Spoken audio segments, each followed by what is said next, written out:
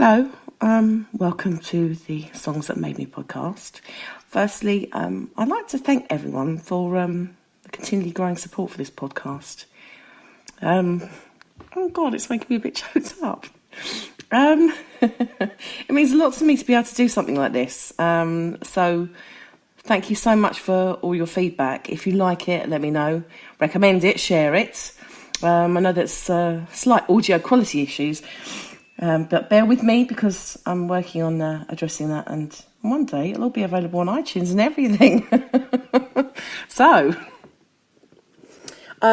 hello, and this is episode 3 of Songs That Made Me, and it's the Poor Man's Desert Island Discs with me, the Poor Man's Em Bunton, and my third guest, Jimmy Barnes, the Poor Man's... Hello! Jimmy, do you want to enter a self-deprecating comparison that, because I don't edit, you can listen back to and regret for all eternity? No. My hearing's a poor... The Poor Man's... It's Jimmy Barnes, the Poor Man's... Jimmy Barnes, the Poor Man's...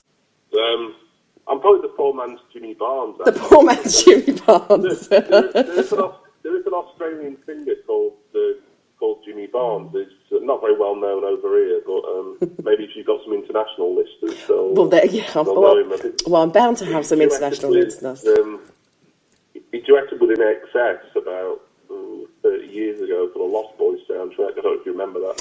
I do remember it, but I wouldn't have known that there was another Jimmy Barnes because, as far as I'm concerned, there's only one Jimmy Barnes. Yeah, well, yeah, I mean, thank you, I appreciate that, but that was like the only hit he had over here, and that was because it was for the Lost Boys, and he was with In Excess. So yeah, I've been mistaken for him though. Have you? Oh yeah.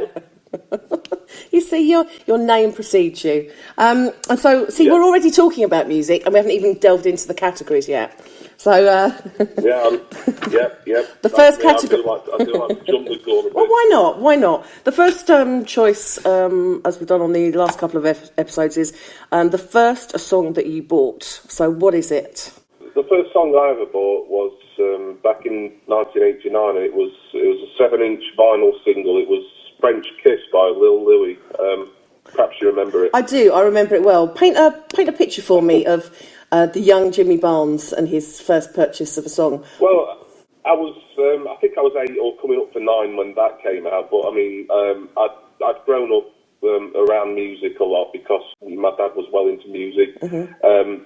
He'd got a fairly sizable record collection, but from like when my brother was born in the late 70s, mm-hmm. I think he just stopped buying records and he started taping off the radio, which obviously we can't sort of overtly condone that. No. Even though you can't. Well, you can do it now. Yeah. Old equipment and stuff. It's a bit like what I'm doing here, to be fair. And we had this big Sony sound system. It was like this really beautiful sort of like metal thing encased in like wood, and it was the sound on it was fantastic. It had a really good tape deck and a decent record player, and it was and that sort of his influence sort of meant I was taping the top 40 every week, and it's funny just before I sort of get onto the record itself, but this is kind of like my dad's reputation of being a little bit mean, certainly in those days. But my mum always tells me the story of when Do They Know It's Christmas by Band Aid, when that came out. She wanted to go and buy it because I think it was like for sale everywhere. You could go to like the butchers across the street and buy it and things like that. And my dad wouldn't let her buy the Band Aid record even though the money was. You don't need. He said you don't need to get it. It's frugal. It's not mean. It's frugal. It's economically viable. I can just about sort of understand for anything else, but that was for charity. For charity. Bar humbug. That's all he was doing. He was just channeling Scrooge at that time of year. Right, shall we, let's have a listen to French Kiss by Lil Louis.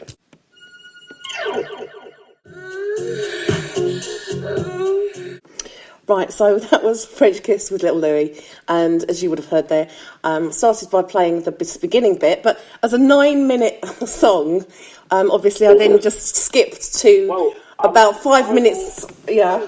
I've got a story about that, because obviously, I mean, like all dance tracks, really, like, you know, really, if you're into your dance music, you get the 12-inch, don't you? Which is a lot longer and it's got more stuff. More satisfying, yeah. But, you know, I was young and I thought, oh, the 7-inch looked cool. It had this sort of minimalist black sleeve. I remember the record label logo on it. And I wanted the record because I'd heard it on Radio 1, well, some of it, and I'd heard I'd seen little snippets on the ITV chart show. Remember that on Saturday mornings.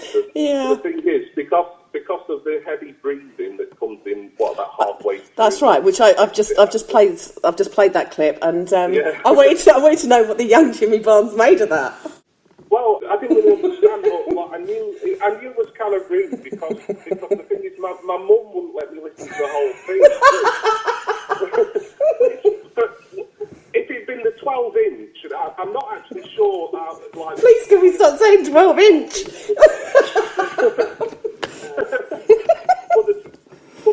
The radio edit, I'll call the 7-inch version. That, you know, it's like when you sort of can only listen to that half of it. It's like it goes from being 3.5 minutes long to just over a minute. So it's like as soon as you're getting into it, my mum's there taking the stylus off the record. I kind of knew it was something kind of illicit and you know something, but you know I was 9 years old, so I didn't really know. You know, quite why. It was sort of this woman moaning and panting. And by moaning, we don't mean. Well, haven't you changed that light bulb? Put the bloody bins out. not that kind of moaning. So that's a great first choice. Thank you for telling us about this. Now, second choice, and this is I'm so interested in this second choice of yours. It's led me down a real rabbit hole looking into stuff. What's your second choice, which is a song from the first band that you were into? So what band were you into, why, and what song have you chosen? Well, I chose Lonesome Tonight by New Order. It was a B-side from the Thieves Like Us single in 1984. And originally, I wasn't going to choose New Order at all. They're my favourite band, and yes, they are. I mean, I did like them. I remember there again hearing them a lot on Radio 1 back in the 80s as just a young child. But when I listened to your last episode with Martin, and something he said that the first artist or group that you're into is really the one that you start collecting a lot of.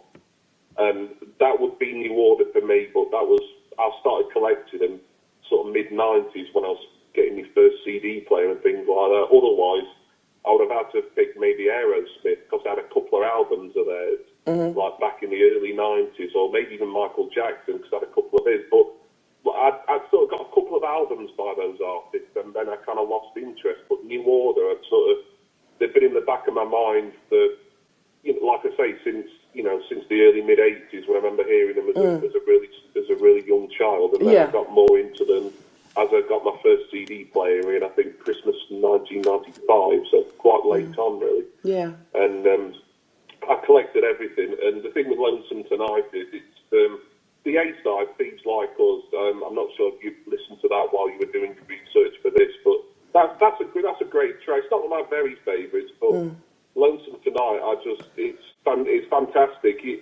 If it's not my favourite New Order track, it's certainly top 3, top 5 at the very, very least. Well, I've never massively been into New Order, and I've certainly never heard Lonesome Tonight. And when I kind of came round to kind of having a look into it, and first thing I do is kind of I make a Spotify playlist of the songs that my guests choose. And I went to find it, Spotify, no, not there. Oh, I just have a look at Apple Music. It's not there. Oh, and you know what? It's not anywhere. And the only place that it is, it's certainly not on usual music providers, and then you start looking up and saying, okay, it was on, which album was it? It was on the B-side of this. Oh, it's on this compilation album. Well, that compilation album's not anywhere. And it's an absolute travesty that it's not on one of the main music providers. Because It is just such a good song. Yeah, it's an amazing piece of music, and I'm going to kind of play some from it's a YouTube clip which has got a video to it, and I don't know if you're aware of the video that's on the YouTube clip, which is it's an old black and white film from Victoria to Brighton in 4 minutes. It's like a speeded up film. I'll have to look that up. I've never seen it sort of to any video. So, and do you know what? I don't know. There's something about like for me the cadence of the words and the song and the film together. That it's kind of like I could say it's kind of gone really up there as one of my favourite songs. With the images. Yeah, it's really beautiful. Yeah, to me, it's one of those like archetypical sort of B-sides that's as good as, probably better than the A-side that you get occasionally from really good bands. And, you know, it's a brilliant track. I love it. Me too. And just before we listen to it, for such a beautiful track, that's kind of, I don't know, I feel it's a bit. It reminds me of I don't know if you've ever seen like Dom Jolly's like Trigger Happy TV, where at the end he just walks off and then there's a kind of piece of music. It's something kind of like that, but for such a kind of beautiful song as well. There's a bit in there, 4 minutes and 3 seconds, where he completely spits up and hocks a greenie out of his throat. And it's like really, but that's kind of like Bernard Sumner. He kind of does like there's a track on the album Brotherhood, and like because like the lyrics are quite funny. Within about the second line, he's cracking up, but they actually left that as the tape for the track. And like most people will be like, oh, that's really unprofessional. But no, I love it. And they sort of be quite contrary. I mean, I'm really into that sort of thing. Where you know, it's like kind of like a amusing honesty almost. A bit like this podcast, you mean, Jimmy? Just like this podcast. Right, let's have a listen to the track.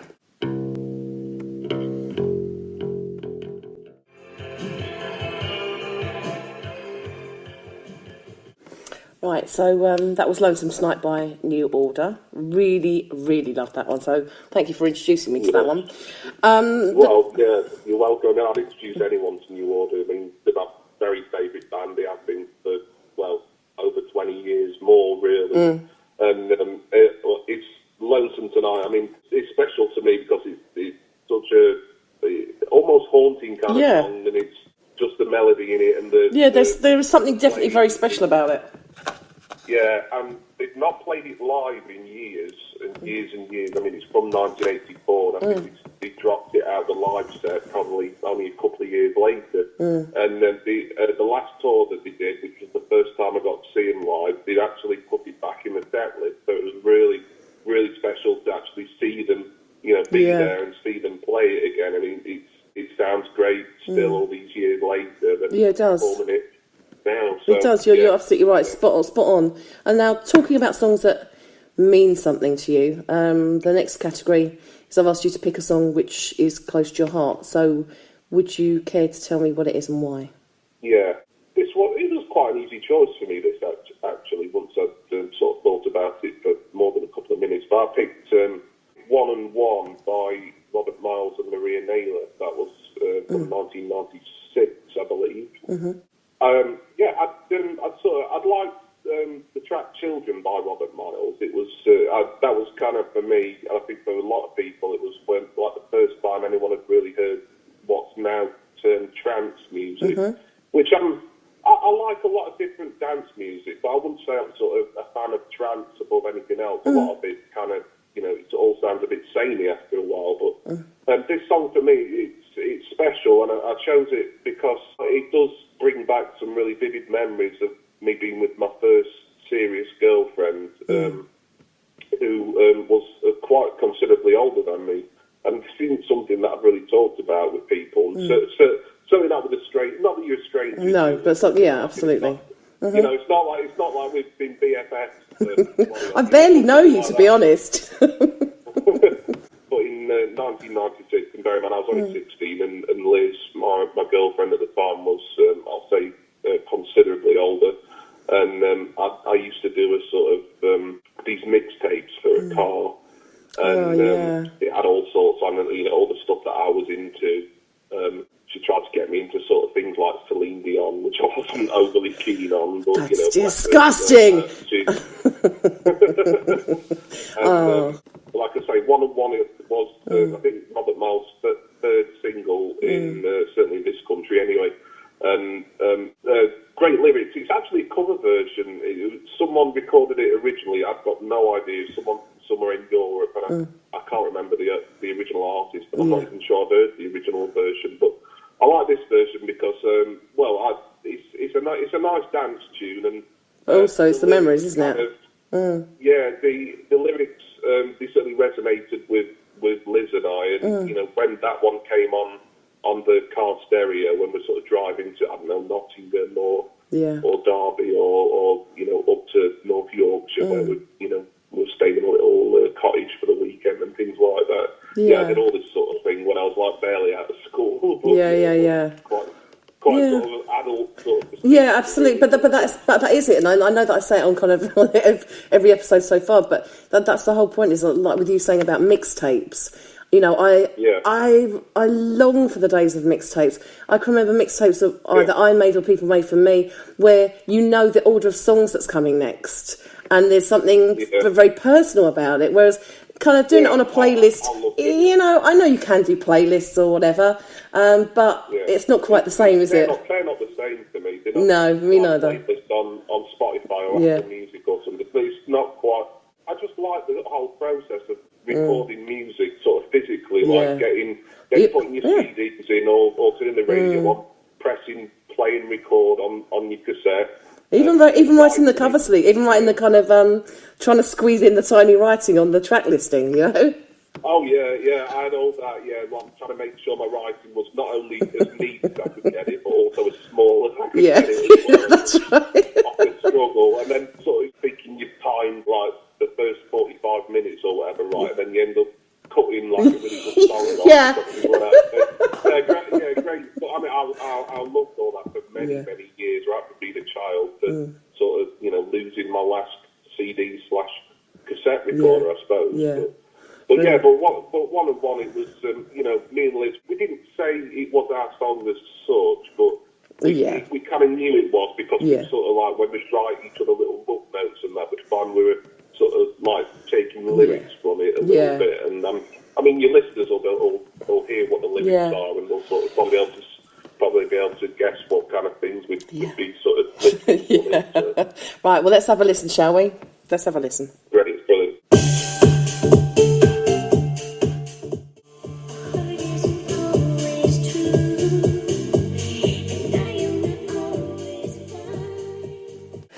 Right, so do you know what? If there's something about talking to somebody about a personal song of theirs and then listening to it, that really just gets me, It's another hashtag Make Julie Cry special.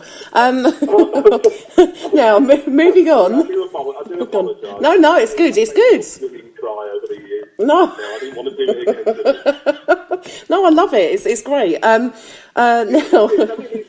It's kind of, it's a bit fluffy, really, and it kind of, There's nothing wrong with that. Time, but the lyrics are really nice, and it's sort of, it's like a romantic. It is. Thing, and I think it's probably gone under a lot of people's radars. Yeah, definitely. And she's got a really unique voice. I mean, I have to say that I always thought it was kind of like Kylie Minogue or somebody, but Maria Naylor, she's a really underrated singer. She released a solo single about 3 years after called Naked and Sacred, and that's another really good, really beautiful track, and it's a shame she never really made it big because I really like her voice. Actually. Yeah, it's really nice. It's a really beautiful voice. He kind of came back into sort of my conscious recently because he sadly passed away. That's right. What was it, about a month and a half, 2 months ago? Yeah. He was fairly young. He was only late 40s, I think. So. Yeah, absolutely. Yeah, you're absolutely. Yeah, great stuff. But yeah, she's got a beautiful voice. Now, moving from such a beautiful romantic song, let's talk about your next choice, shall we? Yeah. Shall we, Jimmy? Jimbo, shall we talk about this next choice? Because it's a song that I've asked you to choose from the last 10 years. Would you like to tell everybody what it is you've chosen? I would love to tell everyone what I've chosen. This way you get your bleep button ready. Yeah. You leave my button right now of it.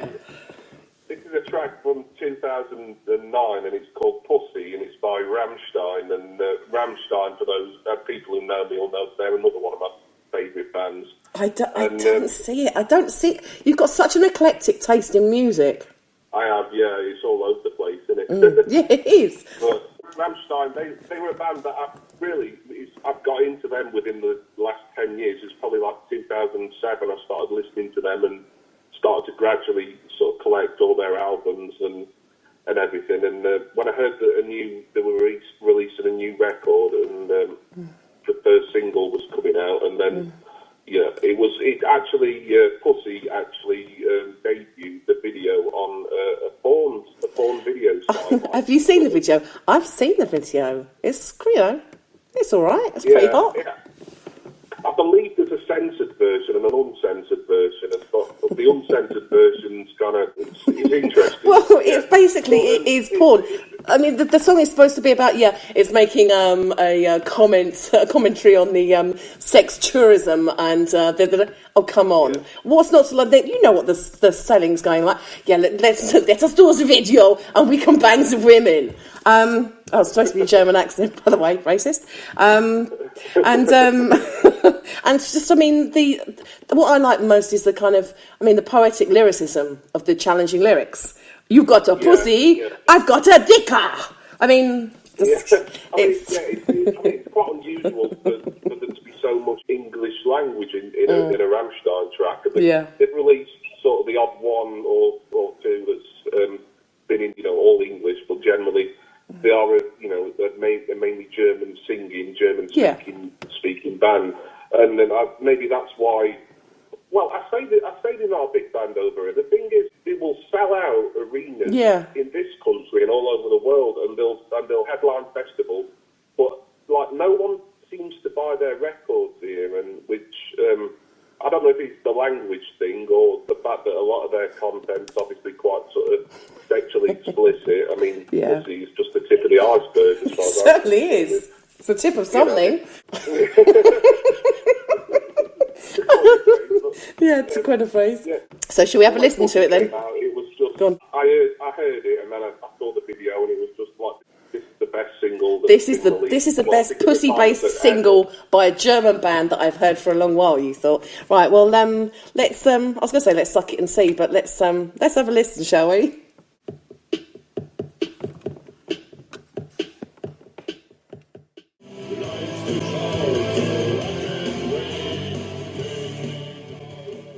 Right, so that was Pussy by Rammstein. And Stein, sorry, I'm not so good with the German. Rammstein. And the next category I've asked you to choose from is a song from before you were born. What have you chosen? I chose a lot of tracks from sort of the 60s and in the 70s as well, because I was born in June 1980. So anything before then was up for grabs. But I chose, in the end, The Mighty Quinn by Manfred Mann, which I believe is from their version, at least, was 1968, I think. So, of course, 12 years before I came along. Yeah. Now, do you know what? You say their version, and I will play their version. But I didn't realise, kind of looking it up, I didn't realise how many versions there were. And what I'm going to do is I'm going to play the beginning of a couple of versions, just to kind of... Great, because there's probably a few I've not heard. The thing is with it, I would have first heard it like when I was sort of rummaging through my dad's vinyl collection, and then it said 7-inch collection. Then I'm going to try and move away from that. Oh God!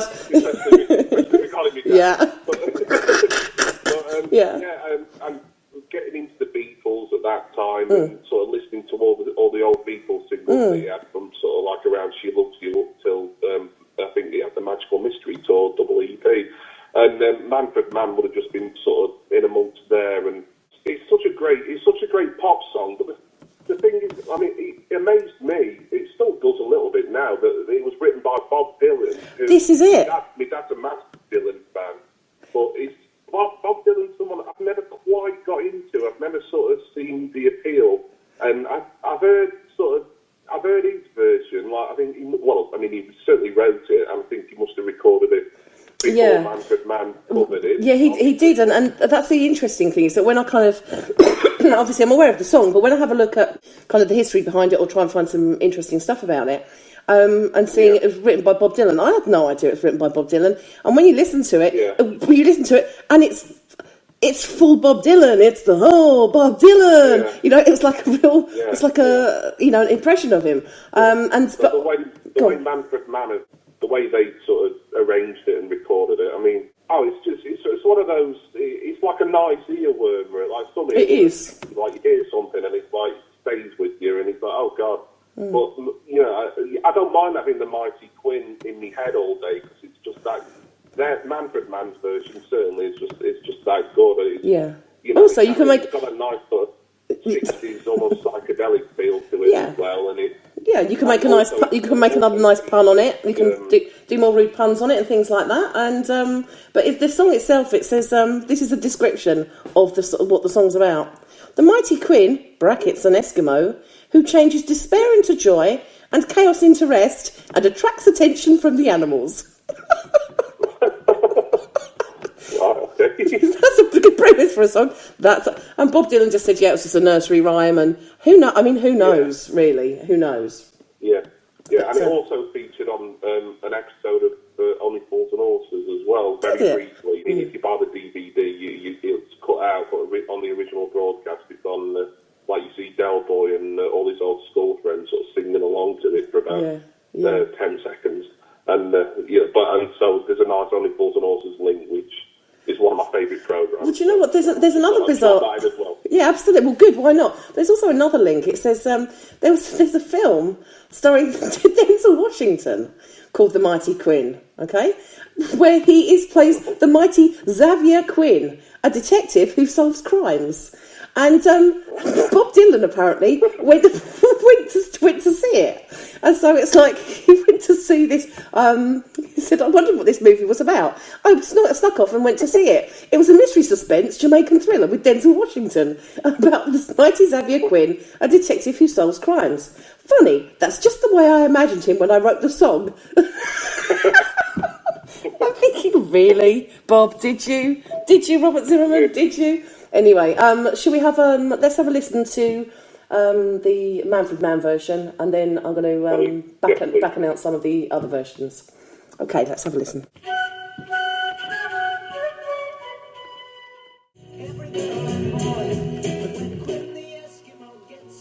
Now I'm going to play another version, and this next version is actually from the Bob Dylan version. So let's have a listen to that just quickly.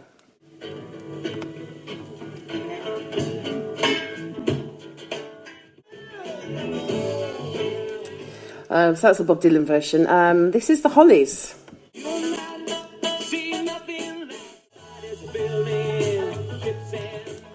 And then this is a group called Gotthard.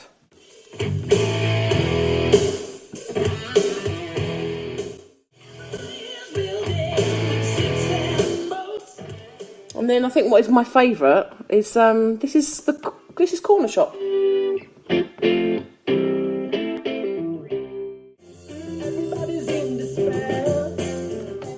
Oh, isn't that interesting?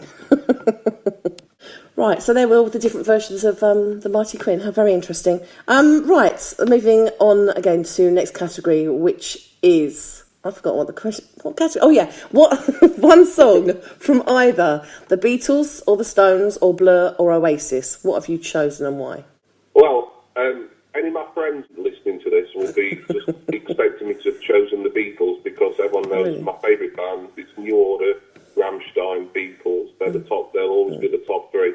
But I thought, no, I'm gonna be contrary because that's the kind of thing that I like to be. Yeah. And I'm gonna go with Oasis for this category. And I chose a track off their What's the Story Morning Glory album, Cast No Shadow, which was released in '95, I think. Okay. Now, do you want to say the fact that everybody knows about this? About what it's or who it's about? Yeah, it was dedicated or written about and dedicated to the Byrds, Richard Ashcroft. Yeah. Who I think he was going through some personal troubles at the time, perhaps. Well, I know the Byrds had split up about at least twice by then. I think they split up and got back together a couple more times in slightly more recent years.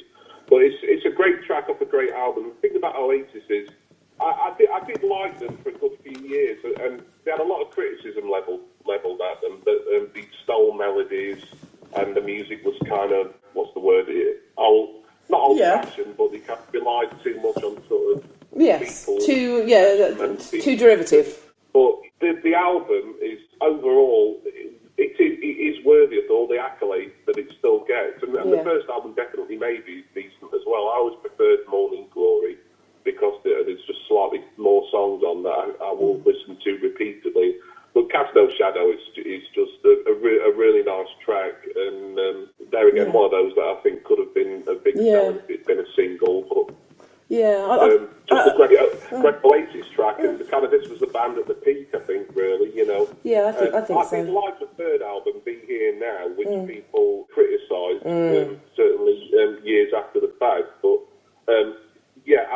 I don't argue with everyone's point that what Story Morning Glory was Oasis at their peak. It was. They were a really sort of world-beating band at this point, and this is, it's a great track. Yeah, I mean, I have to say that to me it's the kind of classic. I like hearing the harmonisation of Liam and Noel. Yeah. It's kind of quite a pure and clear song, I think. And you forget what a good voice Liam Gallagher used to have. I think really, back then, like he kind of got more hoarse and kind of a bit more nasal, I suppose, over time. But back then, I mean, Noel Gallagher, I think he's got a really lovely voice. I have to say, so when there's a Noel sort of led track, like Don't Look Back in Anger, I always tend to enjoy them, perhaps more than some of the more obvious ones. Yes. Because, like you say, the harmonies in this is really nice. And the thing is, it's like, I think you can look back to things like, I like the Everly Brothers, because they've got those those kind of harmonies and stuff, and it kind of reminds me of things like that there's kind of a pureness or an innocence to it, but kind of coupled with a great kind of melody to it as well. So shall we have a little listen to the song? Let's have a little listen, shall we? So this is Cast No Shadow by Oasis.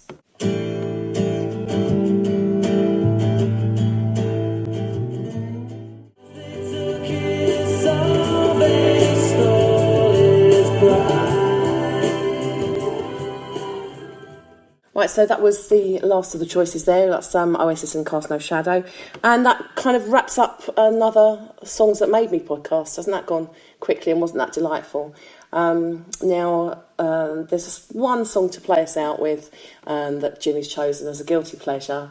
And that's Cliff Richard's Saviour's Day. Thank you for this, Julie. Oh, God. Cliff Richard, what is it? Oh, my God. Cliff Richard's Saviour's Day. So thanks, everybody, for listening. And if you like it, then share it. And if you don't like it, Jimmy? Go fuck yourself. Perfect. Thank you, mate.